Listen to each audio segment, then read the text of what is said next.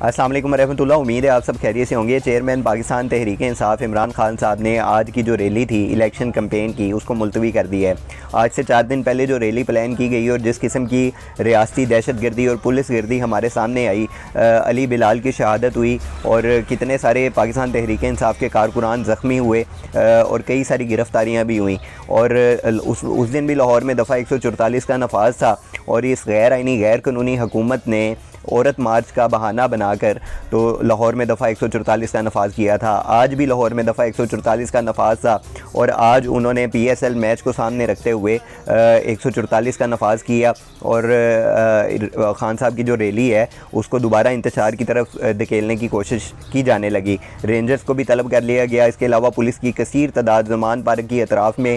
Container لگا کر وہاں پر موجود تھی۔ اسی دوران خان صاحب نے ایک بڑا بہترین اور خوشائن فیصلہ کیا کہ انہوں نے اس ریلی کو مزید پوسٹ پون کر دیا، جس کا اعلان وہ بعد میں کریں گے کہ وہ ریلی کل ہوگی یا دوبارہ پرسوں ہوگی۔ یہ جو غیر آئینی غیر قانونی حکومت ہے اور پی ڈی ایم کا جو مشترکہ اتحاد ہے، اس کی ہر ممکن کوشش ہے کہ الیکشن سے فرار حاصل کیا جائے، حالات کو کشیدہ کیا جائے، لوگوں میں انتشار پیدا کیا جائے، خانہ جنگی کی جائے، اور جو الیکشن ہے اس کو ملتوی کر دیا جائے، 90 دن کے بعد بھی الیکشن نہ ہو پائے۔ اسی جو ان کا جو یہ پلان ہے، اس کو ناکام بنانے کے لیے صبر و تحمل اور برداشت کا مظاہرہ کرنا بڑا ضروری ہے۔ ہماری سب سے زیادہ جو فرسٹ پیورٹی ہے وہ الیکشن کنٹیسٹ کرنا ہے، ہم نے الیکشن لڑنا ہے۔ اس الیکشن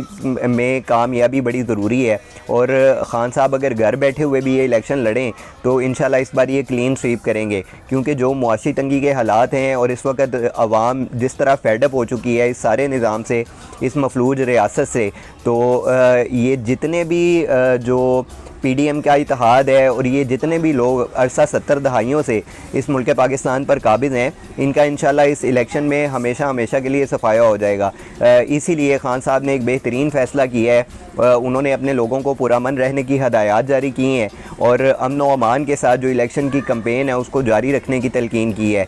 یہ نہایت خوشائن فیصلہ ہے۔ آج جو جس طرح لوگوں کی جس تعداد میں زمان پارک میں لوگ پہنچے ریلی میں شرکت کرنے کے لیے، پورے پاکستان سے قافلے آج لاہور زمان پارک میں اکٹھے ہوئے، اور ہر حلقے سے ہزاروں کی تعداد میں لوگ زمان پارک کی طرف انہوں نے رخ کیا الیکشن جو ریلی اناؤنس کی گئی اس میں شرکت کرنے کے لیے۔ لیکن خان صاحب نے اس ریلی کو آج کے دن میں منسوخ کر دیا